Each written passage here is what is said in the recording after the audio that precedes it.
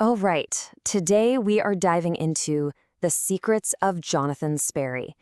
This is such a powerful story about friendship, faith, and the quiet but totally profound impact one person can have on, well, an entire community. So let's get right into it. The whole story really boils down to this one simple question. For a 12-year-old kid named Dustin and his friends, what starts out as a totally ordinary summer mowing lawns, well, it turns into a series of lessons that are going to shape the rest of their lives. So the answer to this question? Oh yeah, it's a huge, resounding yes. So the story kicks off in a place that feels really familiar. Picture this, it's the 1970s, school is out for the summer, and for these three best friends, life is about to revolve around a challenge that I think a lot of us can probably relate to. Okay, so the initial stakes. Super simple, super relatable. Our main guy, Dustin, has a massive crush on a girl named Tanya who works at the local diner. He's trying to work up the nerve to ask her out, but there's a pretty big problem. The town bully, Nick. And, of course, Nick also likes Tanya and basically makes it his mission to make life miserable for Dustin and his friends. We're talking stealing their pizza, pushing them around, the whole deal. And then, everything shifts. It all happens because of this one small event. Dustin is mowing a lawn when Jonathan Sperry, a kind 75-year-old man from his church, approaches him and offers him another mowing job. This simple chore, you guys, it becomes the doorway to a friendship that will change absolutely everything. And right here, this is where the real heart of the story starts beating. See, Mr. Sperry doesn't just hire a kid to cut his grass. No, he sees an opportunity. He sees a chance to mentor, not just Dustin, but his whole group of friends. So after that first job, Mr. Sperry invites the boys over for lemonade and just starts sharing his wisdom. The kids complain that the Bible is just a big book of don'ts, but he reframes it with this really simple idea. He says, look, rules like don't steal or don't lie are there because we wouldn't want people doing that stuff to us, right? He basically shows them it's a guide to living a better life. And the thing about Mr. Sperry's teaching style is that it's anything but boring. He gets it. He knows that lecturing a bunch of 12-year-old boys is just going to go in one ear and out the other. So instead, he uses these really creative, hands-on activities to explain some pretty profound spiritual truths. For example, take the chocolate cake lesson. This is brilliant. He hides a cake and gives each of the boys different directions to find it.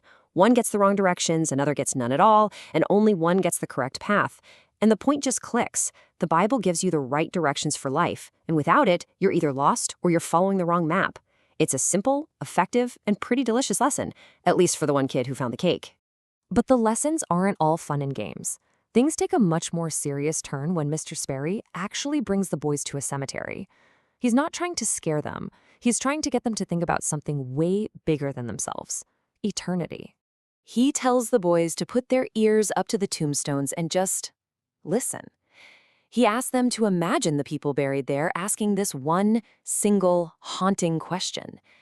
It's an incredibly powerful moment, and it gives them this real sense of purpose and urgency about sharing their faith, even with people they really don't like.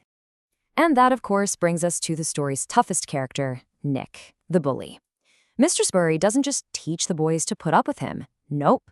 He teaches them to actually pray for him, and he actively shows them what redemption can really look like. Now, Nick's change isn't instant. It's a process. It all starts with this calm meeting at a pizza place where, instead of fighting, Mr. Sperry just completely disarms him with kindness. But the real turning point, the game changer, is a private conversation that leads to this powerful moment of reconciliation. So here it is, the moment that changes everything for Nick. Mr. Sperry reveals that Nick's father, who he barely even knew, had become a devout Christian before he died. He helps Nick see that his whole tough guy act is just a cover for the pain of growing up without a dad. And that revelation, that is what finally cracks through that hardened exterior. So to prove that Nick has truly changed and to unite all the boys, Mr. Sperry sets up this really cool challenge. He puts a $5 bill on a table. He tells the three friends they can have it if they can reach it while one of them keeps touching a nearby tree and they're all holding hands. They try, they stretch as far as they can, but they just can't make it. And then Mr. Sperry reveals that he'd invited Nick to join them. With Nick as the fourth link in their human chain, they easily reach the money. It's this perfect physical symbol of forgiveness and the power of working together. Nick is finally, truly one of them. But the story doesn't just end there with a neat, happy resolution. The film goes deeper, exploring this idea that a mentor's true impact is often felt most profoundly after they're gone, through the legacy they leave behind. Jonathan Sperry dies peacefully, and the boys are just devastated. I mean, they've lost their friend and their guide. But his influence is far, far from over. In fact, his biggest secret, his most profound lesson, is only revealed after his death. Because while the boys were learning all these lessons about forgiveness out in the open, Mr. Sperry was living out his own, much more difficult lesson, completely in secret.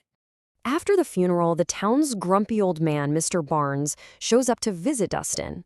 Now, Mr. Sperry had been encouraging Dustin to try and connect with this guy all summer, and Mr. Barnes reveals he's actually started reading his Bible, all because Dustin was so persistent. But why? Why was Mr. Sperry so invested in this one grumpy neighbor?